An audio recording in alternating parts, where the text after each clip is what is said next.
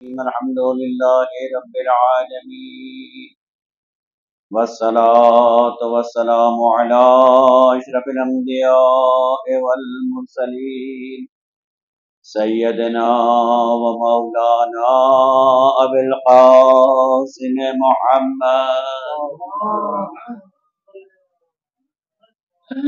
وعلى أهل بيته الطيبين الطاهرين المعصومين المظلومين ولعنة الله على أعدائهم أجمعين من الآن إلى قيام يوم الدين. أما بعد فقد قال الله تبارك وتعالى في كتابه المبين وهو أصدق القائلين وقوله الحق ولا تهنوا ولا تحزنوا وأنتم الأعلون إن كنتم مؤمنين. صلوات محمد.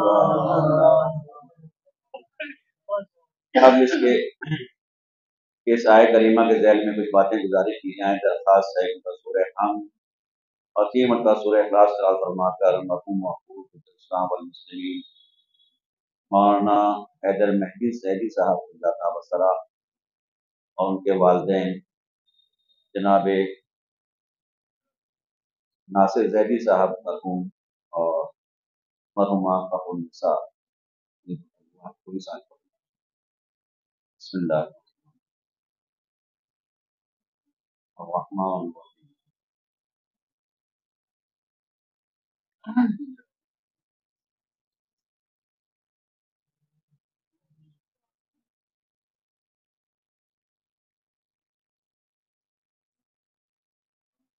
بسم اللہ الرحمن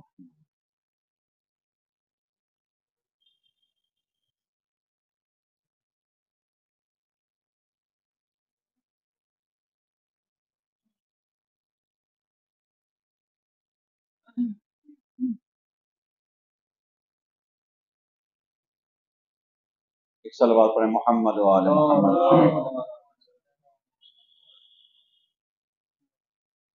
پروردگار عالم قرآن میں اعلان فرما رہا ہے وَلَا تَهِنُوا وَلَا تَحْزَنُوا وَأَنْتُمُ الْأَعْلَوْنَ إِن كُنتُم مُؤْمِنِينَ. سستی کا مظاہرہ نہ کرو، کاہلی میں مبتلا نہ ہو، اور اگر کوئی صدمہ پہنچتا ہے، مصیبت آتی ہے تو مغموم و غمزدہ نہ ہو، ملول نہ ہو. انتم الاعلون، تم ہی سربلند ہو، تم ہی سربلند ہو بشرطے کہ ان کنتم مؤمنین، اگر تمہارے یہاں ایمان پایا جاتا ہے تم مومن. عزیزان گرامی، صدیاں گزر چکی ہیں واقعہ کربلا کو گزرے ہوئے، مگر آج بھی یہ واقعہ دنیا کے کونے کونے میں دہرایا جاتا ہے، بیان کیا جاتا ہے. کچھ لوگ بیان کرتے ہیں اور اکثریت وہ ہے جس واقعے کو، اس تذکرے کو سنتی ہے. آپ کہیں چلے جائیں، اگر ایک گھر بھی ہے اس کی تمنا بھی یہ ہوتی ہے کہ ہمارے یہاں فرش عزا بچھے، یہ تذکرہ ہو. اگر اپنے یہاں حالات ممکن نہیں ہوتے ہیں تو انسان دوسرے مقام پر جاتا ہے تاکہ وہاں کے اوپر شرکت کی جا سکے. کتنی تعداد میں تذکرہ ہوتا ہے اس کا شمار ممکن نہیں ہے. اگر آپ آج ہی کی تاریخ میں اپنے شہر کی بات کریں تو کم از کم سینکڑوں مجالس آج کی تاریخ میں، آج کی تاریخ کی مناسبت سے یقیناً منعقد ہوئی ہیں اور ہو رہی ہیں. صدیاں گزر چکی ہیں، یہ تذکرہ ہو رہا ہے. ہم بچپن سے سنتے چلے آ رہے ہیں، جب سے توفیق شامل حال ہوئی بیان بھی کرتے چلے آ رہے ہیں. عام طور سے سننے میں یہی آتا ہے، دیکھنے کو یہی ملتا ہے، اور لوگ شکایت بھی کرتے ہیں کہ اتنی مجلسیں ہوتی ہیں، اتنا تذکرہ ہوتا ہے، اتنی پاک و پاکیزہ ہستیوں کی زندگی، ان کی سیرت، ان کے کردار کو سنا جاتا ہے، بیان کیا جاتا ہے، مگر اس کے باوجود قوم کی حالت وہ نہیں ہے کہ جہاں ہونا چاہیے، بلکہ یہی شکایت ہوتی ہے کہ قوم پستی کی طرف جا رہی ہے۔ عزیزان گرامی، سوچنے کی بات ہے، غور کرنے کا مقام ہے کہ اتنی کثرت سے تذکرے کے باوجود وہ نتائج کیوں حاصل نہیں ہو رہے ہیں کہ جو ہونا چاہیے۔ اس کی وجہ یہ ہے کہ جب کسی واقعے کو بیان کیا جاتا ہے یا سنا جاتا ہے تو اس کے مختلف طریقے ہوتے ہیں، مختلف انداز ہوتے ہیں۔ کچھ واقعات، کچھ چیزیں ایسی ہوتی ہیں کہ جنہیں ہم فقط سرسری طور کے اوپر جان لیتے ہیں، جان لینا کافی سمجھتے ہیں۔ مثلاً خبریں ہیں، پہلے زمانے میں تو اخبار آیا کرتا تھا، خبریں شائع ہوتی تھی، دن بھر خبر جاننے کا، معلوم کرنے کا کوئی طریقہ نہیں تھا، اخبار ہی واحد ذریعہ تھا۔ لوگ انتظار کیا کرتے تھے کہ صبح کو اخبار آئے گا تو نئی اور تازہ خبر معلوم ہوگی، دن بھر انتظار کیا جاتا تھا اخبار کا۔ اس کے بعد جب اخبار آتا تھا، پڑھا، سرسری طور پر دیکھا اس کو، شروع سے لے کے آخر تک کچھ لوگ ایسے ہوتے تھے مکمل اخبار پڑھ لیا اور اس کے بعد اس اخبار کی کوئی قیمت نہیں رہ جاتی تھی، واقعاً ردی میں بیچ دیا جاتا تھا۔ وہ اخبار جس کا دن بھر انتظار کیا جا رہا تھا، اس کی مدت کتنی ہے، اس کی زندگی کتنی ہے، اس کی حیات کتنی ہے، صرف اتنی دیر کہ ہم اسے پڑھ لیں، اس کے بعد اس کی کوئی قیمت نہیں رہ جاتی ہے، واقعاً ردی کے بھاؤ جاتا ہے، ردی میں اس کو فروخت کر دیا جاتا ہے۔ عزیزان گرامی، خبریں جو ہم سنتے ہیں یا پڑھتے ہیں، اس کے بعد ریڈیو کا دور آیا، پھر ٹی وی کا دور آیا، سلسلہ خبریں سننے کا شروع ہو گیا۔ اب خبریں سننے کا انتظار ہو رہا ہے، پہلے پڑھنے کا انتظار ہوتا تھا، اب سننے کا انتظار ہو رہا ہے، اور اب تو بہرحال وہ دور آ گیا کہ جب کوئی وقت نہیں رہ گیا ہے، جب دیکھیے بریکنگ نیوز آیا کرتی ہے، جھوٹی خبریں پہلے سے پھیلا دی جاتی ہیں تاکہ جو ہمارے سامعین ہیں، ہمارے ناظرین ہیں، وہ ہمیں چھوڑ کے نہ جانے پائیں، بس بہت جلد آ رہے ہیں اور ابھی آ رہے ہیں اور فوراً آ رہے ہیں اور چھوڑ کے نہ جائیے گا۔ یہ ساری چیزیں اس لیے ہیں تاکہ لوگ ہم سے وابستہ رہیں۔ تو عزیزان گرامی، ہم جو یہ خبر پڑھتے تھے یا پڑھتے ہیں یا سنتے ہیں، آیا اس خبر کا ہمارے اوپر اثر ہوتا ہے یا نہیں ہوتا ہے؟ کتنا اثر ہوتا ہے؟ خبر ہمیں معلوم ہو گئی، خبر ہم نے پڑھ لی، ایک حادثہ بھی اگر ہوا وہ بھی ایک خبر ہے، مثلا جہاز ابھی گر گیا، 250 افراد جہاں بحق ہو گئے، دنیا سے رخصت ہو گئے، خبر ہے کہ نہیں ہے؟ 250 افراد کی موت کوئی معمولی موت نہیں ہے، لیکن تھوڑی دیر کے لیے ہم متاثر ہوئے اور اس کے بعد ہماری صحت کے اوپر کوئی فرق نہیں پڑا، اس سے ہم نے کچھ جاننے کی کوشش نہیں کی۔ تو ایک مسئلہ یہ ہے، ایک صورت یہ ہے کہ فقط جان لیا جائے، معلوم ہو جائے، تذکرہ کرنے والا تذکرہ کر دے، بیان کرنے والا کر دے، پڑھ دے اور ہم سن لیں، یا جیسے بھی صحیح اخبار میں پڑھ لیں اور اس کے علاوہ کوئی تعلق نہیں ہے، یا یہ کہ تھوڑی تفصیل بھی جاننے کی کوشش کی جائے کہ حادثہ کیوں ہوا، کیا وجہ تھی، کیا اسباب تھے۔ عام آدمی کو اس سے فکر نہیں ہوتی ہے، اس سے تعلق نہیں ہوتا ہے، ہوا ہوگا ہم سے کیا مطلب ہے، کیسے ہو گیا ہم سے کیا مطلب ہے۔ لیکن جو اس میدان کے افراد ہیں انہیں یقیناً دلچسپی ہے کہ وہ تفصیلات معلوم کریں، اس لیے کہ ان کی زندگی، ان کی روزی روٹی، ان کا کاروبار اسی سے جڑا ہوا ہے۔ اگر یہ سفر سلامت کے ساتھ ہوگا، سلامتی کے ساتھ ہوگا تو لوگ چلیں گے اور یہ سفر کاروبار رہے گا، اور اگر یہ جہاز ایسے ہی گرنے لگے تو لوگ چلنا بند کر دیں گے، مسافر کرنا چھوڑ دیں گے، نتیجہ یہ ہوگا کہ کاروبار ٹھپ ہو جائے گا، بزنس بیٹھ جائے گا۔ لہذا ان کی دلچسپی ہے، وہ تلاش کرتے ہیں، تحقیق کرتے ہیں، جستجو کرتے ہیں، کمپنی والے الگ انداز سے، بزنس والے الگ انداز سے، چلنے والے الگ اپنے اپنے دلچسپی کے اعتبار سے تفصیلات جاننے کی کوشش کرتا ہے، مگر عام آدمی کو اس سے کوئی مطلب نہیں ہوتا ہے، وہ اس سے متاثر نہیں ہوا کرتا ہے۔ تو عزیزان گرامی، واقعہ ہم نے سنا، حادثہ ہم نے سنا، ہمارے سامنے بیان کیا گیا، مگر ہم نے اس سے کوئی اثر نہیں لیا ہے، یہ بھی ایک تذکرے کا انداز ہے۔ تو ہم جو ذکر کربلا کرتے ہیں، یا محض اس طریقے سے تذکرہ کر دیا جائے کہ جیسے کوئی خبر بیان کی جاتی ہے، یا تھوڑی دیر بیٹھ کے اس کی تفصیلات کو اندازہ لگا لیا جائے، یہ واقعہ کیوں رونما ہوا، کیسے رونما ہوا، کہاں رونما ہوا، کون کون افراد شامل تھے، کون کدھر تھا، تفصیلات سے آگاہی حاصل کر لی جائے؟ نہیں عزیزان گرامی، قرآن کریم نے بھی اپنے دامن میں بے شمار واقعات کو نہ جگہ دی ہے اور نقل کیا ہے، بیان کیا ہے۔ دیکھیں قرآن کی تاریخ، قرآن کو اٹھا کے دیکھیں، قرآن کا مطالعہ کریں تو اندازہ ہوگا کہ قرآن کریم نے بے شمار واقعات بیان کیے۔ سوال یہ ہے کہ قرآن کیوں واقعات بیان کر رہا ہے؟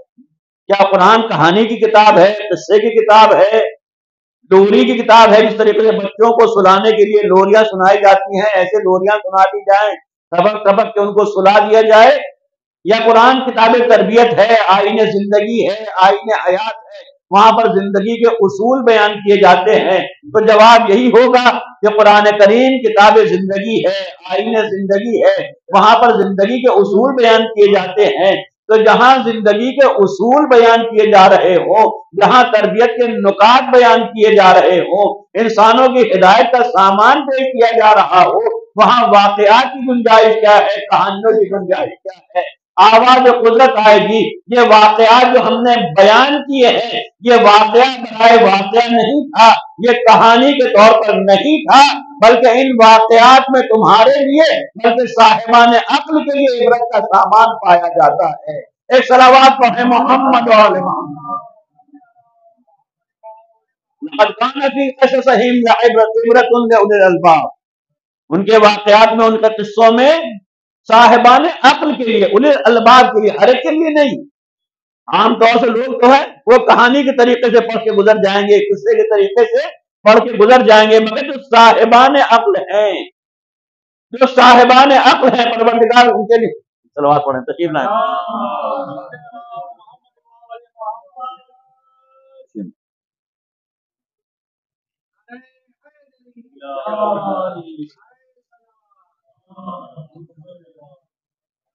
قرآن کہتا ہے ان واقعات میں صاحبان عقل کے لیے عبرت کا سامان ہے۔ عبرت کے معنی کیا ہے؟ عبرت کے معنی کیا ہے؟ سبق ہے، نصیحت ہے، یا اگر اور گہرائی میں جائے اسے جاننے کی کوشش کریں تو عبرت کا مطلب ہے عبرت اور عبور ایک ہی خاندان کے لفظ ہیں۔ جو صاحبان علم تشریف فرما ہے ان سے معذرت کے ساتھ، ان کے لیے عبرت کا لفظ انتہائی واضح ہے، بلکہ زیادہ واضح ہے، عبور شاید واضح نہ ہو۔ لیکن عام اپنے چھوٹے بھائیوں کے لیے گزارش کرنا چاہتا ہوں کہ دونوں ایک ہی خاندان کے لفظ ہیں۔ عبور یعنی گزر جانا، یہاں سے چل کر کہیں پہنچ جانا، کسی منزل تک پہنچ جانا۔ تو عزیزان گرامی یہ واقعات اس لیے ہیں تاکہ ہم ان واقعات تک محدود نہ رہ جائیں، بلکہ ان کے ذریعے سے خدا ہمیں جہاں پہنچانا چاہتا ہے ہم وہاں تک پہنچ جائیں۔ ایک صلوات پڑھیں محمد و آل۔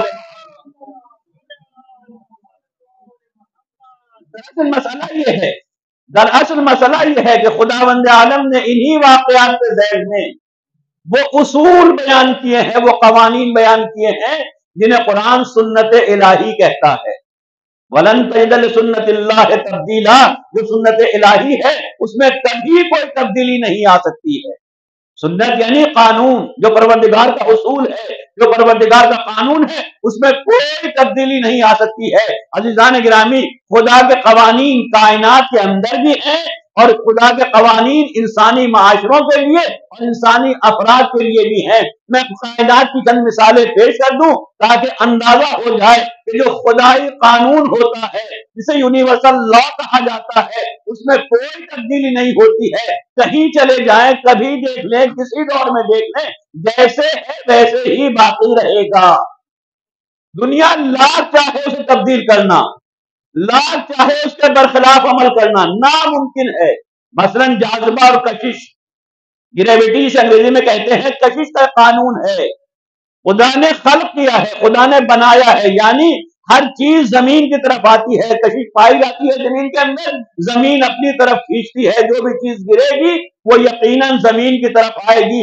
یہ نہیں ہو سکتا ہے کہ اوپر سے کسی چیز کو چھوڑا جائے اور وہ زمین کی طرف نہ آئے۔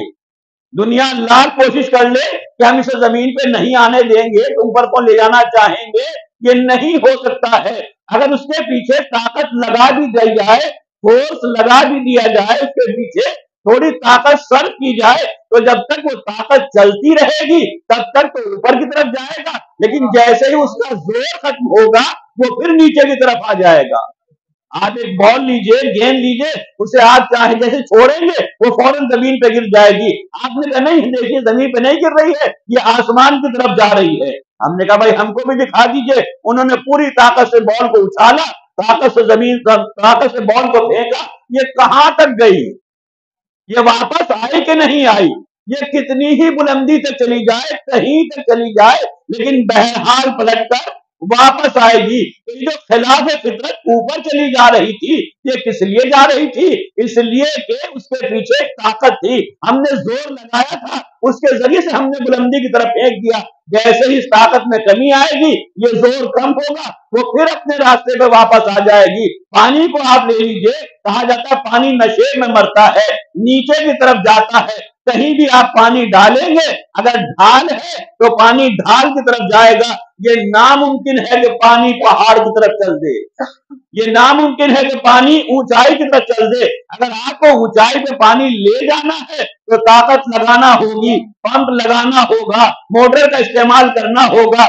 جتنی بلندی پہ لے جانا ہے اتنی ہی زیادہ طاقت استعمال کرنا پڑے گی. اور جیسے ہی یہ بند ہوگا, جیسے ہی اس کا زور ختم ہوگا, پانی پھر نشے کی طرف چلے گا, پھر نیچے کی طرف چلے گا. عزیزان گرامی, بے شمار قوانین ہیں اس کائنات کے اندر. یہ کائنات اسی نظام کے مطابق چل رہی ہے, انہی قوانین کے مطابق چل رہی ہے. یہ سورج جو حرکت کر رہا ہے, مشرق سے نکل رہا ہے, مغرب میں ڈوب جاتا ہے. پوری دنیا مل کے چاہے کہ ہم مشرق سے نہیں نکلنے دیں گے, پوری طاقت سر کر دی جائے ہم مشرق سے نہیں نکلنے دیں گے, کوئی طاقت نہیں روک سکتی ہے. جس وقت نکلنا ہے اسی وقت پہ نکلے گا, جس وقت ڈوبنا ہے اسی وقت اوپر ڈوبے گا. چاند, سورج, ستارے, سیارے, اس کائنات میں جو کچھ ہے وہ قانون کے تحت ہے, اس میں تبدیلی ممکن نہیں ہے. قرآن کا اعلان ہے کہ نہ سورج چاند سے آگے نکل سکتا ہے, نہ چاند سورج سے آگے نکل سکتا ہے, نہ رات دن سے آگے ہو سکتی ہے, نہ دن رات سے آگے ہو سکتا ہے. کل فی فلک یسبحون, ہر ایک اپنے اپنے مدار میں گردش کر رہا ہے. تو عزیزان گرامی, یہ قدرت سے بنائے ہوئے قانون ہیں, اصول ہیں جو قدرت نے بنا دیا. خدا نے جیسے خلق کر دیا یہ ویسے ہی عمل کریں گے. اگر انسان اپنی فلاح چاہتا ہے, بھلائی چاہتا ہے, تو اس کی ذمہ داری ہے کہ ان سے اپنے آپ کو مطابق کرنے کی کوشش کرے, ان سے لڑنے کی کوشش نہ کرے, ٹکراؤ مول لینے کی کوشش نہ کرے. ٹکراؤ مول لے گا اپنا نقصان کرے گا, کچھ اور نہیں ہو سکتا ہے. جیسے کائنات کے جو اصول ہیں کہ ان کے اندر کوئی تبدیلی ممکن نہیں ہے, ایسے ہی سماج کے بھی اصول ہیں. اگر ان سماج کے اصولوں پر عمل ہوگا تو سماج بہترین سماج بن جائے گا.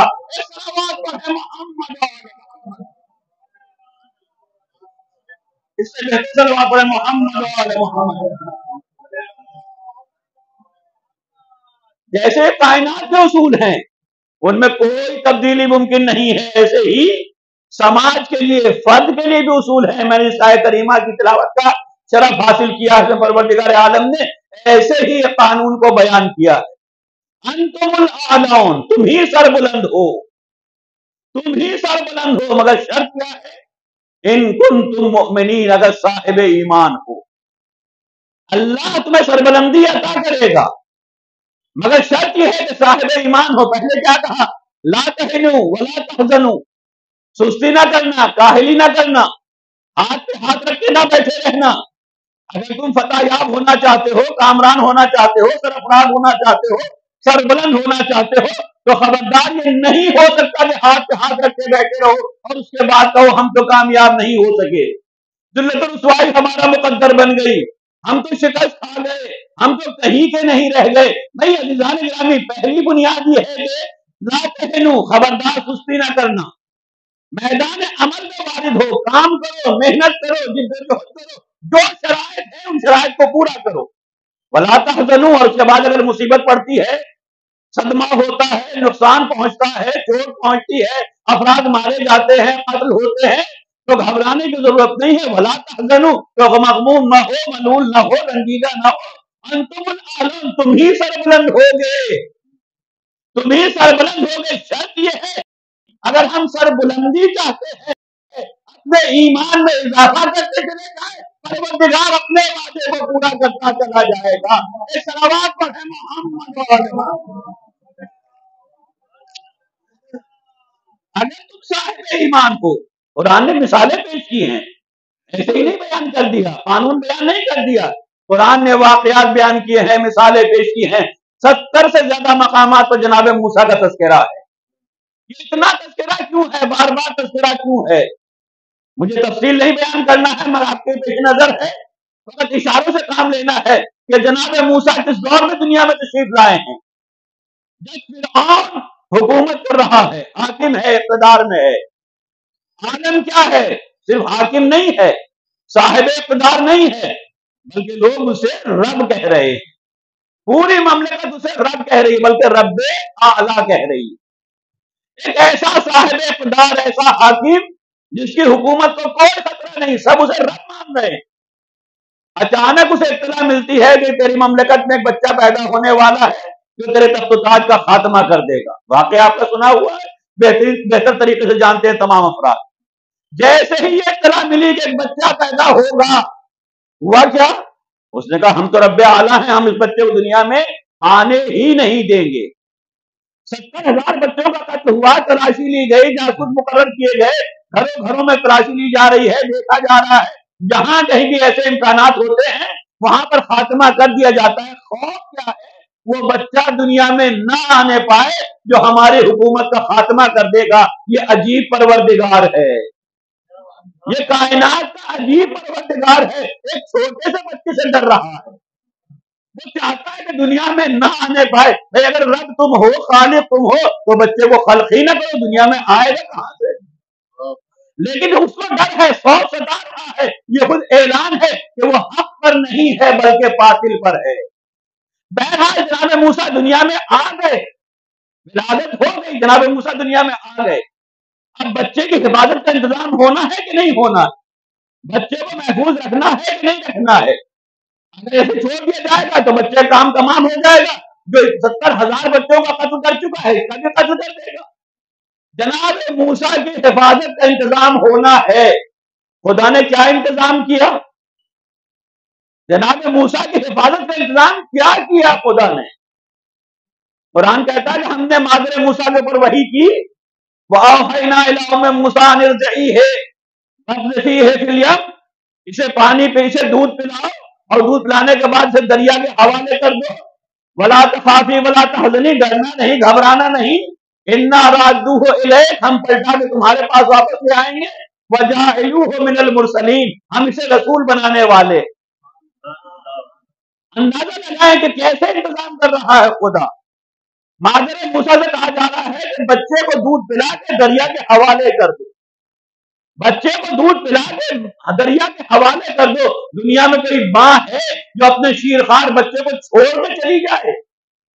دریا کے حوالے کرنا تو دور کی بات ہے، لہروں کے حوالے کرنا تو دور کی بات ہے، کوئی ماں بچے کو چھوڑ کے چلی جائے یہ ناممکن ہے۔ شیرخوار بچے کو چھوڑ کے ماں نہیں جا سکتی ہے، مگر یہاں سے چھوڑنا نہیں ہے بلکہ بچے کو دریا کی لہروں کے حوالے کرنا، دریا کی لہروں کے حوالے کرنا ہے۔ عزیزان گرامی، پروردگار عالم کو انتظام کرنا ہے، جی چاہتا ہے بارگاہ خداوندی میں عرض کروں، واقعہ آپ کے سامنے ہے کہ انہوں نے یہی کام کیا۔ جناب موسیٰ پروان چڑھے، بڑے ہو گئے، رسول بنے، فرعون کا مقابلہ کیا، یہ ساری تاریخ آپ کے حوالے ہے۔ جی چاہتا ہے بارگاہ خداوندی میں عرض کروں، پروردگار تجھے موسیٰ کی حفاظت کرنا تھی، فرعون سے بچانا تھا، تو یہ بھی ممکن تھا کہ ایک قلعہ بنا دیتا، وہاں پر محاصرہ کر دیتا، بڑے بڑے لشکر کو بھیج دیتا، لشکر جنگجو افراد کو بھیج دیتا، طاقتور افراد کو بھیج دیتا۔ جتنا ساز و سامان،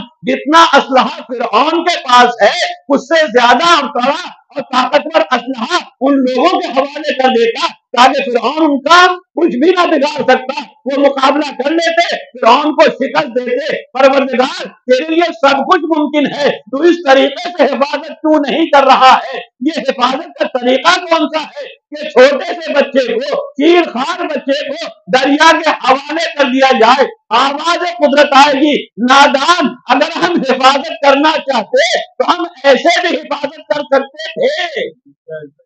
اگر ہم قلعہ بنانا چاہتے، جنگجو افراد، سلاحور افراد، طاقتور افراد، بڑا اسلحہ، ہم سب کچھ فراہم کر سکتے تھے، لیکن اگر ہم ایسے حفاظت کا انتظام کرتے تو قیامت تک آنے والے صاحبان ایمان کے لیے مثال نہ بنتی۔ ان کے لیے مثال نہ بنتی. جب بھی کوئی موقع آتا, جب بھی کسی فرعون سے مقابلہ ہوتا, جب بھی دنیا میں فرعون سر اٹھاتا, تو صاحبان ایمان خاموش بیٹھے رہتے, مقابلہ نہ کرتے. ارے مقابلہ کیوں نہیں کرتے ہو؟ خدا نے دکھا دیا, موسیٰ کی حفاظت کر لی, تمہاری حفاظت بھی ہو جائے گی. کہا تم نے دیکھا نہیں, حفاظت تو کی ہے مگر قلعے کے ذریعے کی ہے, فوج کے ذریعے کی ہے, اسلحے کے ذریعے کی ہے. اب ہمارے پاس کیا ہے؟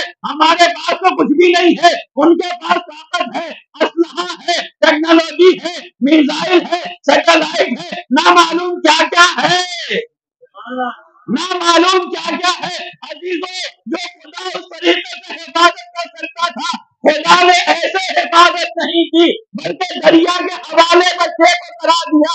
کیوں کرا دیا؟ اس لیے کہ مادر موسیٰ پر وحی کی تھی. اور عزیزوں یقین جانیے, اگر جناب موسیٰ کی والدہ کے دل میں ایمان نہ ہوتا, خدا کی طاقت پر بھروسہ نہ ہوتا, تو کوئی ماں اپنے بچے کو دریا کے حوالے نہیں کر سکتی تھی. مگر انہوں نے بھی بڑے اطمینان کے ساتھ دریا کے حوالے کر دیا تاکہ قیامت تک یہ پیغام چلا جائے کہ جب خدا بچانا چاہتا ہے, حفاظت کرنا چاہتا ہے, اسلحہ کی ضرورت نہیں ہوتی ہے, ایمان کے سہارے کامیابی حاصل کی جاتی ہے. صلوات ہے محمد وعلى محمد. اس سے بہتر محمد وعلى محمد پر.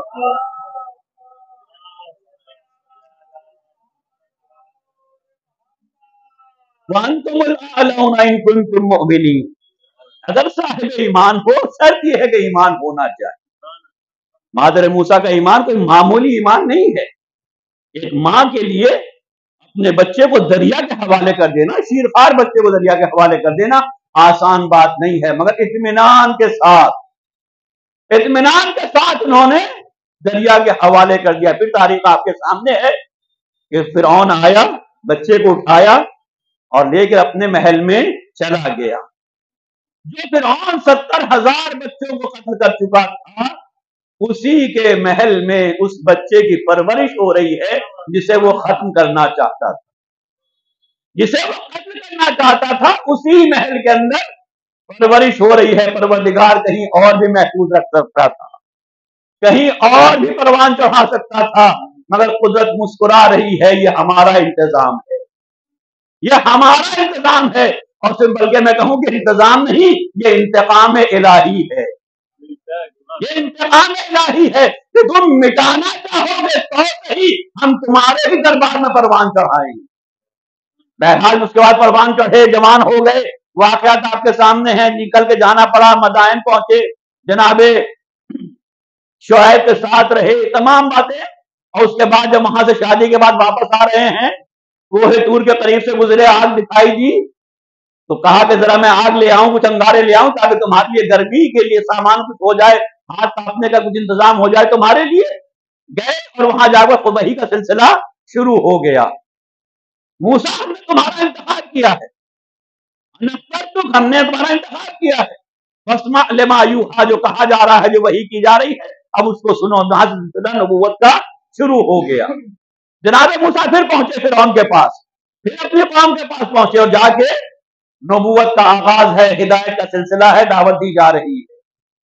اس نے کہا سب پوری دنیا, پوری کائنات رب مان رہی ہے, یہ سب رب کہے, تمہیں کیا پریشانی, تم کیوں نہیں مانتے ہو؟ کہا میں اسے مانتا ہوں جو رب حقیقی ہے, جو کائنات کا واقعی رب ہے, حقیقی رب ہے, میں اس سے ماننے والا ہوں. اس کا پیغام لے کر آیا ہوں. واقعی آپ کے سامنے, مجھے تفصیل بیان نہیں کرنا ہے. بہرحال کیا ثبوت ہے, کیا دلیل ہے؟ جناب موسیٰ نے معجزہ دکھایا. کہا یہ کام تو ہم بھی کر سکتے ہیں. ہر باطل کو ابتدا میں یہی خیال ہوتا ہے کہ یہ کام تو ہم بھی کر سکتے ہیں. جناب ابراہیم کے مقابلے میں نمرود کو بھی یہی خیال تھا کہ ہم بھی کر سکتے ہیں. جناب موسیٰ کے مقابلے پر ہم بھی کر سکتے ہیں. کہا ٹھیک ہے, جادوگروں کو بلایا گیا, مقابلہ ہو گیا, بہرحال شکست ہو گئی. فرعون ہار گیا, مگر وہ چاہتا نہیں ہے, برداشت نہیں کر پا رہا ہے. دو افراد ہیں, چند افراد ہیں, مٹھی بھر افراد ہیں, مگر برداشت نہیں کر پا رہا ہے. میں عرض کرنا چاہوں گا کہ پوری کائنات, پوری دنیا مان رہی ہے, مملکت مان رہی ہے, سب لوگ رب کہہ رہے ہیں. اگر چند افراد نہ بھی رب کہیں تو پریشانی کی بات کیا ہے؟ اگر چند لوگ رب نہ کہیں، تجھے نہ مانے رب، تو پریشانی کی بات کیا ہے؟ عزیزان گرامی، اس بات کو ہم سمجھتے ہو یا نہ سمجھتے ہو، مگر جو باطل مزاج ہوتے ہیں، جو فرعون صفت ہوتے ہیں، وہ اچھی طریقے سے پہچانتے ہیں۔ جو فرعون صفت ہوتے ہیں، فرعون مزاج ہوتے ہیں، وہ اچھی طریقے سے پہچانتے ہیں۔ ان کا مزاج یہ ہوتا ہے کہ ہر ایک کو اپنے سامنے جھکایا جائے، ہر ایک کو اپنے سامنے جھکایا جائے، ہر ایک کا سر تسلیم خم کرایا جائے۔ بھائی سب مان رہے ہیں، اگر دو چار لوگ نہ مانیں گے، انکار کر دیں گے، پریشانی کی بات کیا ہے؟ وہ کہتے ہیں پریشانی کی بات ہے اگر یہ دو افراد سر اٹھا کے زندہ رہ گئے، اگر یہ دو لوگ، یہ چند افراد سر اٹھا کے زندہ رہ گئے، عزت کے ساتھ زندہ رہ گئے، تو لوگوں کو خیال ہوگا ہم تو کہہ رہے ہیں کہ رب ہم ہیں، رب اعلیٰ ہم ہیں، اور پوری مملکت مان بھی رہی ہے، سب لوگ ہمیں قبول بھی کر رہے ہیں۔ اگر یہ چند افراد ہمیں رب کہے بغیر زندہ رہ گئے، تو پھر لوگوں کو خیال ہوگا نا کہ جیسے یہ زندہ رہ سکتے ہیں، ہم بھی زندہ رہ سکتے ہیں۔ یہ رب نہیں مانتے ہیں، عزت کے ساتھ رہ رہے ہیں، انہیں بھی کھانا مل رہا ہے، انہیں بھی روٹی مل رہی ہے، یہ بھی سماج میں عزت کے ساتھ زندگی گزار رہے ہیں، جیسے یہ گزار سکتے ہیں ہم بھی زندگی گزار سکتے ہیں۔ کیا ضروری ہے کہ ہم باطل کے سامنے سجدہ کریں، رب حقیقی کو نہ مانے، وہ بھی ماننا چھوڑ دیں گے، کچھ اور لوگ پیدا ہوں گے، ان کے ذہن میں خیال ہوگا، بات پھیلتی چلی جائے گی، نتیجہ یہ ہوگا کہ ایک دن ہمیں رب کہنے والا کوئی نہیں رہ جائے گا، ہماری ربوبیت کا خاتمہ ہو جائے گا۔ بس عزیزان گرامی، ہر دور کے فرعون کا مزاج یہی ہوتا ہے، ہر دور کے فرعون کا مزاج یہی ہوتا ہے۔ آج بھی آپ دیکھیں دنیا کے حالات کیا ہیں، تمام ممالک ہیں جو سپر پاور کے سامنے جھکے ہوئے ہیں، تمام ممالک ہیں جو سپر پاور کے سامنے جھکے ہوئے ہیں، اسی کے سامنے سر تسلیم کم کیے ہوئے ہیں، کسی میں جرأت نہیں ہے کہ وہ کچھ کے سامنے کچھ بول سکے۔ ارے جو غیر مسلم ہیں، جو خدا کو نہیں مانتے ہیں، جو اللہ اکبر نہیں کہتے ہیں، ان کو تو جانے دیجئے، جو اللہ اکبر کے قائل ہیں، جو اپنے کو مسلمان کہتے ہیں، روزانہ اللہ اکبر کا اعلان کرتے ہیں، ان میں بھی اتنی ہمت نہیں ہے کہ ایک لفظ بول سکے۔ مقابلہ تو دور کی بات، مقابلہ تو دور کی بات، ارے پورے زمین کے اوپر ایک ہی تو مملکت ہے جو جھکنے کو تیار نہیں ہے، مگر ماننا یہ ہے جو باطل ہے وہ سمجھتا ہے اب ان کو بھی جھکانا ضروری ہے، ارے نہ جھکیں گے تو کیا فرق پڑے گا، سب مان رہے ہیں، ایک نے انکار کر دیا تو کیا ہوگا؟ کہا تمہیں اندازہ نہیں ہے، اگر یہ سربلندی کے ساتھ زندہ رہ گئے، آج یہ اکیلے ہیں، کل کو دوسروں کے ذہن میں خیال ہوگا ہماری چوگاہٹ خطرے میں پڑ جائے گی۔ صلوات پڑھے محمد و آل محمد، ہماری چوگاہٹ خطرے میں پڑ جائے گی۔ بس عزیزان گرامی، جناب موسیٰ نے پیغام خدا کو پہنچا رہے ہیں، جناب موسیٰ، پھر اس کے بعد وجود برداشت نہیں ہوتا ہے، مصلح کا وجود برداشت نہیں ہوتا ہے۔ فرعون یہی چاہتا ہے، فرعونی مزاج یہی ہے، انہیں قتل کر دیا جائے۔ پروردگار عالم نے وحی کی جناب موسیٰ کے اوپر کہ یہ لوگ تمہیں قتل کرنا چاہتے ہیں، تم یہاں سے چلے جاؤ۔ جناب موسیٰ راتوں رات اپنے افراد کو، اپنے ساتھیوں کو لے کر وہاں سے روانہ ہو گئے۔ صبح جب ان کی آنکھ کھلی، یہ بھی عجیب رب ہے، اسے پتا ہی نہیں کہ رات میں کیا ہو گیا۔ صبح جب آنکھ کھلی تو دیکھا کہ موسیٰ ان کے ساتھی نہیں ہیں، کہاں گئے، کہاں گئے؟ اب تلاش شروع ہوئی، پکڑو، دیکھو، گرفتار کر کے لاؤ، نکل کیسے گئے ہمارے دائرہ اقتدار سے، دائرہ حکومت سے، یہ ہمارے دائرہ حکومت سے نکل کیسے گئے؟ باطل کا مزاج یہی ہوتا ہے، اسے پریشانی ہوتی ہے کہ ہمارے دائرہ حکومت سے نکل جائیں گے، مگر جو رب حقیقی ہوتا ہے اسے پرواہ نہیں ہوتی ہے۔ لا يمكن الفرار من حکومتک، پروردگار تیری حکومت سے فرار ممکن نہیں ہے۔ تو عزیزان گرامی، جناب موسیٰ نکلے، اپنے ساتھیوں کو لے کے نکلے، ادھر سے فرعون نے اپنے لشکر کو بھیجا، اپنے افراد کو بھیجا، انہیں گرفتار کر کے لاؤ، انہیں پکڑ کر لاؤ۔ چلے جا رہے ہیں، یہاں تک کہ سامنے دریا آ گیا، دریا آ گیا، پڑاؤ ڈالا، اور ادھر سے فرعون کا لشکر پیچھے پیچھے چلا آ رہا ہے۔ قرآن کہتا ہے فلما ترا الجمعان، جب دونوں گروہوں کی نظریں آپس میں ٹکرائیں، ایک نے دوسرے کو دیکھا، قالوا انا لمدرکون، جو جناب موسیٰ کے ساتھی تھے جن کے اندر ایمان کمزور تھا، مستحکم ایمان نہیں تھا، انہوں نے گھبرا کے کہا انا لمدرکون، ہم تو پکڑے گئے، ہم تو دبوچ لیے جائیں گے، گرفتار کر لیے جائیں گے۔ کیوں؟ اس لیے کہ سامنے دریا ہے، آگے جا نہیں سکتے ہیں، پل نہیں ہے، کشتی نہیں ہے، دریا عبور کر نہیں سکتے ہیں، اور پیچھے سے فرعون کا لشکر چلا آ رہا ہے، اس سے مقابلہ بھی ممکن نہیں ہے۔ اگر مقابلہ ممکن ہوتا تو ہم وہی مقابلہ کر لیتے، شہر چھوڑ کے باہر نہ نکلتے۔ اب ان کے سامنے دو راستے ہیں، اس کے علاوہ کوئی تیسرا راستہ بظاہر نہیں ہے۔ انہوں نے گھبرا کے کہا انا لمدرکون، ہم تو گرفتار ہو جائیں گے، ہم تو پکڑ لیے جائیں گے۔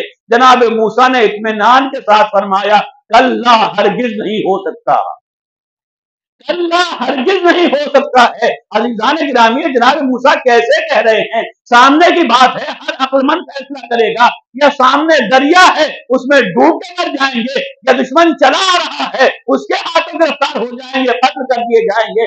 بظاہر کوئی راستہ نہیں ہے، دو ہی راستے ہیں، دونوں صورتوں میں خطرہ ہی خطرہ ہے، ہلاکت ہی ہلاکت ہے، جان جانے کا خطرہ ہے، مگر وہ کہتے ہیں ہم پکڑ لیے جائیں گے۔ جناب موسیٰ فرماتے کلا، ہرگز نہیں، ہرگز ایسا نہیں ہونے والا ہے۔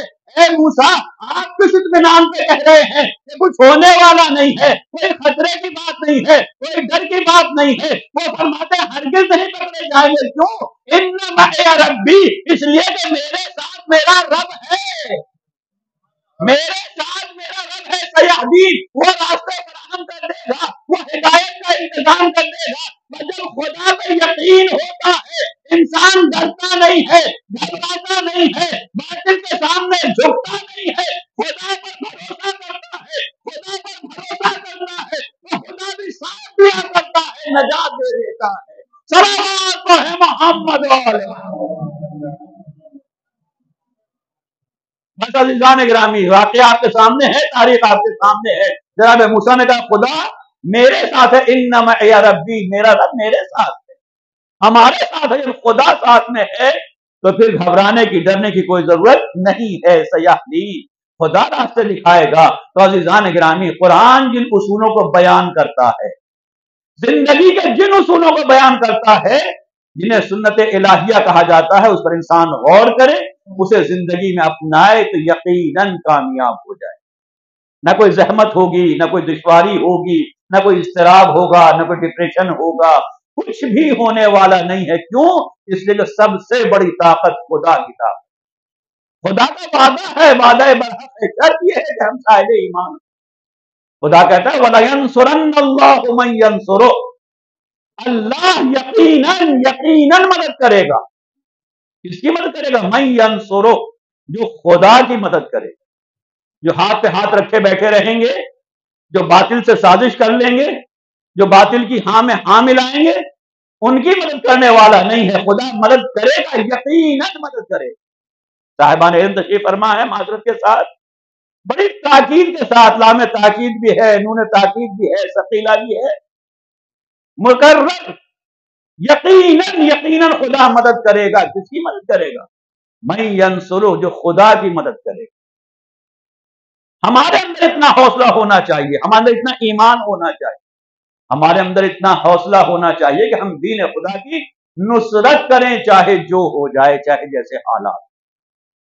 جو خدا پر بھروسہ کرتے ہیں وہ حالات کے مطابق نہیں کیا کرتے ہیں، حالات کو دے کر اپنا عمل یا اپنی راہ عملی طے نہیں کیا کرتے، حکمت عملی طے نہیں کیا کرتے ہیں، بلکہ وہ خدا کے وعدے پر، خدا کے بھروسے پر۔ آج جس امام کی شہادت کی دن ہے، چوتھے امام سید الساجدین زین العابدین حضرت علی ابن الحسین علیہ السلام، پوری زندگی اٹھا کے دیکھ لیجیے کیسے حالات میں دین کی خدمت کی ہے، دین کی حفاظت کی۔ بظاہر کوئی امکان نہیں پایا جاتا، پورا گھر تہہ کر دیا گیا، جو افراد باقی رہ گئے تھے انہیں قیدی بنا لیا گیا، اور قیدی بنانے کے بعد دیار بدیار انہیں پھرایا جا رہا ہے۔ ایسے حالات میں انسان کے اندر اگر حوصلہ ہے، پہلی بات تو یہ حوصلہ ہو ہی نہیں سکتا ہے کہ کسی کی مخالفت کی جائے۔ اور اگر تھوڑا بہت حوصلہ باقی بھی ہو تو ساتھیوں کے ختم ہونے کے بعد، گھر والوں کے ختم ہو جانے کے بعد حوصلہ ختم ہو جایا کرتا ہے، انسان قدم ڈگمگا جایا کرتا ہے۔ آپ اندازہ لگائیے کربلا کے میدان میں پورا گھر تہے تیغ کر دیا گیا ایک دوپہر میں۔ اگر ہمارے گھروں میں، ہمارے خاندان میں، ہمارے یہاں ایک حادثہ ہو جاتا ہے، ایک موت ہو جاتی ہے، تو انسان کے حواس باختہ ہو جاتے ہیں، ہوش و حواس سالم نہیں رہتے ہیں، کہنا کچھ چاہتا ہے، زبان سے نکلتا کچھ، قدم رکھتا کہیں ہے، قدم پڑتا کہیں ہے۔ کیوں؟ اس لیے کہ انسان کو اپنے اوپر قابو نہیں ہے۔ جہاں 72 افراد کے جنازے ایک دوپہر میں دیکھے ہوں، وہاں عالم یہ ہے کہ عصر عاشور شام غریبہ میں سجدہ معبود میں سر رکھا ہے، شکر الہی کا سلسلہ شروع کیا ہے، تو صبح 11 کو امام نے سر اٹھایا۔ کیسے کیسے حالات سے گزرے ہیں، دشوار گزار حالات، ہمت شکن حالات، بظاہر کوئی امکان نہیں ہے۔ عام آدمی ہوتا تو یہی کہہ کے خاموش ہو جاتا کہ ان حالات میں کام کرنا ممکن نہیں ہے، ہدایت کا انتظام کرنا ممکن نہیں ہے، ہم کیا کریں، لوگ سننے کو تیار نہیں ہیں، کوئی ہمارے پاس آتا ہی نہیں ہے، ہم کسی کے پاس جا نہیں سکتے ہیں، حالات ایسے ہیں، کچھ نہیں کیا جا سکتا ہے۔ عام انسان ہوتا تو یہی کہہ کے بیٹھ جاتا کہ حالات اچھے نہیں ہے، ان حالات میں کام نہیں کیا جا سکتا ہے۔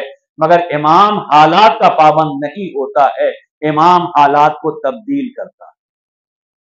امام معصوم حالات کو تبدیل کرتا ہے، اپنی ذمہ داریوں سے غافل نہیں ہو سکتا ہے، لوگوں کو جمع نہیں کر سکتے ہیں، دعوت نہیں دے سکتے ہیں، دین کا پیغام براہ راست نہیں پہنچا سکتے ہیں، تو صحیح ہم دوسرا راستہ اختیار کریں گے۔ خدا کا وعدہ ہے الذین جاہدوا فینا لنہدینہم سبلنا، جو ہماری راہ میں جہاد کرتے ہیں، جو ہماری راہ میں نکلتے ہیں، راستے ہم دکھاتے ہیں، لنہدینہم سبلنا، ہم راستہ دکھائیں گے۔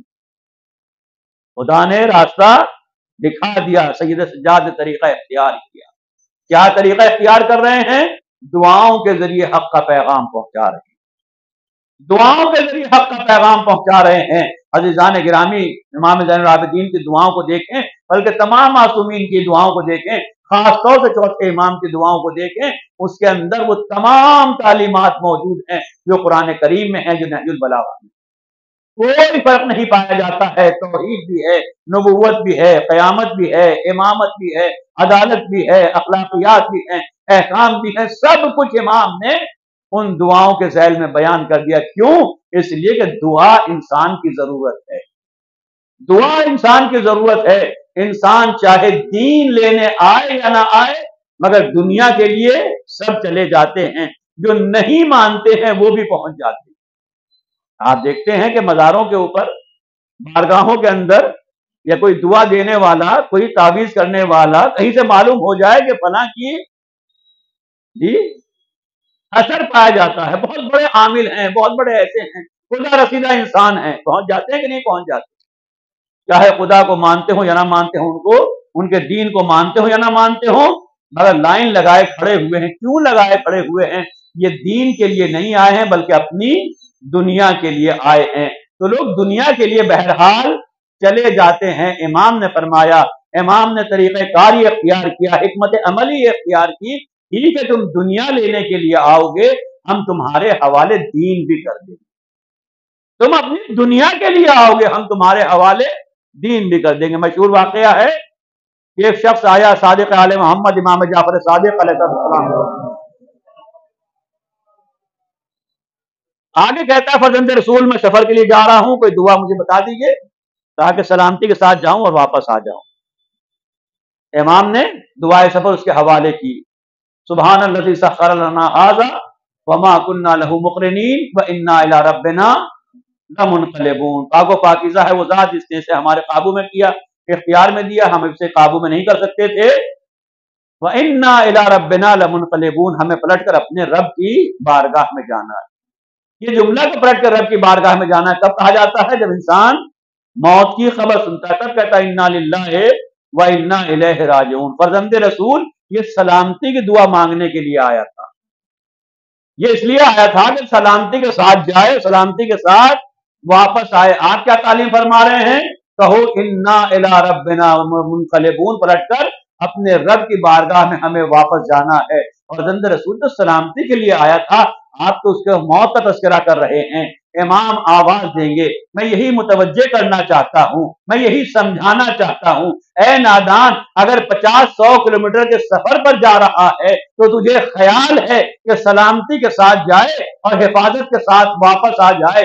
اتنا بڑا سفر جو خدا کی بارگاہ تک ہے، اتنا بڑا سفر جو درپیش ہے، اس کے بارے میں کوئی خیال نہیں ہے۔ اگر اس چھوٹے سے سفر کی فکر ہے تو اس سفر کے بارے میں بھی الی ربنا لمنقلبون، پلٹ کر اس کی بارگاہ میں جانا ہے، اس سفر کے بارے میں خیال کیوں نہیں کرتے ہو؟ بس عزیزان گرامی، دعاؤں کے ذریعے امام نے حالات کو منقلب کیا ہے، ماحول کو منقلب کیا ہے اور خدا کے پیغام کو پہنچایا ہے، دین کی حفاظت کی ہے انہی دعاؤں کے ذریعے۔ کہا جاتا ہے کہ امام 35 برس تک گریا کرتے رہے۔ یقیناً گریا کیا ہے امام علی مقام نے، لیکن یہ گریا برائے گریا نہیں تھا، یہ گریا اس لیے تھا تاکہ اس کے ذریعے سے دلوں کی زمین کو نم کیا جا سکے اور اس کے بعد اس کے اندر معارف دین کا بیج بویا جا سکے۔ دعاؤں لوگوں کو متوجہ کرتے تھے، اپنی جانب متوجہ کرتے تھے گریے کے ذریعے۔ جب لوگ متوجہ ہوتے تھے، امام سے نزدیک ہوتے تھے، ان کو دین کا پیغام پہنچایا کرتے تھے۔ ورنہ اگر 35 برس تک مسلسل صرف گریا کر رہے تھے تو وہ کون تھا جو 400 گھروں کی، مدینے کے 400 گھروں کی کفالت کا انجام دے رہا تھا؟ وہ کون تھا جو راتوں کو اپنی پشت پر روٹیاں لاد کر غریبوں کے گھر پر پہنچا رہا تھا؟ یہ غریبوں کی، بے نواؤں کی، بے سہارا افراد کی سرپرستی کرنا، کفالت کرنا، ان کے لیے روٹیاں پہنچانا، اتنی روٹیاں پہنچاتے تھے کہ ان کی پشت کے اوپر گٹھے پڑ جایا کرتے تھے، نشان پڑ جایا کرتے تھے۔ یہ گریا اگر صرف گریا کر رہے تھے تو یہ کام کون انجام دے رہا تھا؟ نہیں عزیزان گرامی، یہ طریقہ کار تھا، یہ حکمت عملی تھی۔ ہم خدا راستے فراہم کرتا ہے، خدا راستے دکھاتا ہے، ائمہ اسی راستے کے اوپر چلتے ہیں، خدا کے اوپر یقین ہوتا ہے۔ انتم الاعلون ان کنتم مؤمنین، اگر تم مومن ہو تو تم ہی سربلند ہو، اگر تم دین خدا کی نصرت کرو گے تو خدا بھی یقیناً تمہاری نصرت کرے گا۔ آج اندازہ لگائیں اور دنیا میں جائزہ لے لیں، دنیا کے کسی علاقے میں چلے جائیں، 14 صدیاں گزرنے کے بعد بھی کربلا والوں کا نام باقی ہے، ان کا پیغام باقی ہے، ان کا تذکرہ باقی ہے۔ جو ظالم تھے، جو مٹانے کے درپے تھے، جو آپ کو نقصان پہنچانا چاہتے تھے، ان کا نہ نام ہے، نہ ان کا کوئی نشان ہے، نہ قبروں کے نشان ہے۔ مگر ائمہ کی زندگی کو دیکھیے، ان کے پیغام کو دیکھیے، کیوں ہے؟ اس لیے کہ خدا کا وعدہ ہے، خدا کا وعدہ ہے فاذکرونی اذکرکم، تم میرا ذکر کرو میں تمہارا ذکر کروں گا، میں تمہارے ذکر کو باقی رکھوں گا۔ دنیا لاکھ مٹانا چاہے، لاکھ کوششیں کرے، نہ معلوم کتنے طوفان آئے، کتنی کوششیں کی گئیں، مگر ان تمام باتوں کے باوجود آج بھی یہ ذکر باقی ہے، یہ تذکرہ باقی ہے۔ یہ کیوں؟ اس لیے کہ یہ خدا پر ایمان اور خدا کی راہ میں جد و جہد کا نتیجہ ہے، دین خدا کی نصرت کا نتیجہ ہے۔ ہاں عزیزو، اندازہ لگائیے کہ امام نے کس طریقے سے زندگی گزاری ہے، کس طریقے سے لوگوں کو متوجہ کیا ہے۔ بیت الشرف سے باہر نکلتے ہیں، قصاب کی دکان نظر آ جاتی ہے، قصاب سے پوچھتے ہیں بھائی تم نے جانور کو ذبح کیا تو ذبح کرنے سے پہلے پانی پلایا کہ نہیں پلایا؟ جواب ملا آقا ہمارا تو دستور ہی یہ ہے کہ جب تک پانی نہیں پلا لیتے ہیں جانور کو ذبح نہیں کرتے ہیں۔ امام کربلا کا رخ کرتے، آواز دیتے، ہائے میرا بابا پیاسا ذبح کر دیا گیا، اجرکم اللہ، اجرکم اللہ۔ امام آنسو بہاتے ہیں، چاہنے والا امام کی خدمت میں پہنچتا ہے، تسلیت پیش کرنا چاہتا ہے، امام کی خدمت میں کرتا ہے آقا آقا کب تک گریا کیجیے گا؟ امام نے فرمایا بھائی تم نے انصاف نہیں کیا، یعقوب کے 12 بیٹے تھے، ایک بیٹا نظروں سے اوجھل ہوا تو اتنا آنسو بہایا، اتنا گریا کیا کہ آنکھیں سفید ہو گئیں۔ ارے میرے 18 یوسف ایک دوپہر میں ذبح کر دیے گئے۔ اجرکم اللہ۔ چاہنے والا عرض کرتا ہے، صحابی عرض کرتا ہے آقا شہادت تو آپ کے گھرانے کی میراث ہے۔ امام فرماتے ہیں تو نے صحیح کہا، تو نے صحیح کہا، شہادت ہمارے گھرانے کی میراث ہے، مگر کیا ماں بہنوں کا بے مقنع رضا پھرایا جانا یہ بھی ہمارے گھرانے کی میراث ہے۔ اجرکم اللہ حافظ ہو، یہ بے چادری اور سربرہنا ہونا اتنی بڑی اذیت تھی کہ امام سے مسلسل یاد کیا کرتے تھے۔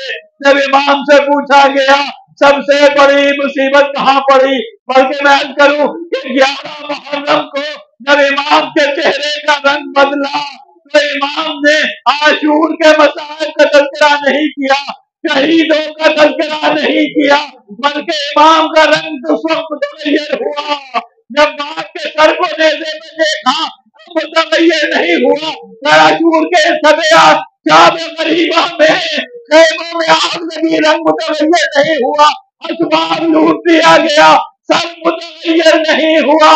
لیکن جب ادھر سے قافلہ گزرا جہاں بابا کا بیٹا اللہ جا ایک مرتبہ چہرے کا رنگ بدل گیا، اور اس کے بعد جب مدینہ منورہ پہنچے لوگوں نے پوچھا سب سے زیادہ مصیبت کہاں پڑی، فرمایا شام شام شام۔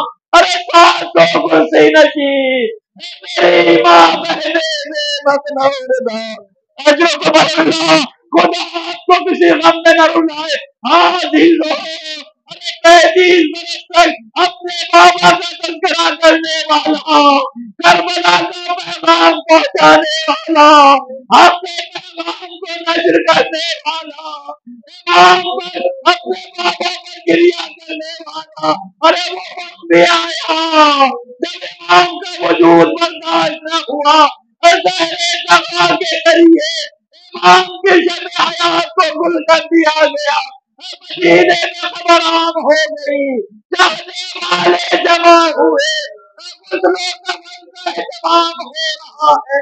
عجب نہیں، ارے جب غسل دیا جا رہا ہو، جب کفن پہنایا جا رہا ہو اور روح سید سجاد، عجب نہیں کربلا کا رخ کر کے بابا کو آواز دے رہی ہو، بابا یہ آپ کا راز شرمندہ ہے، آپ کے جنازے کو کفن نہ دے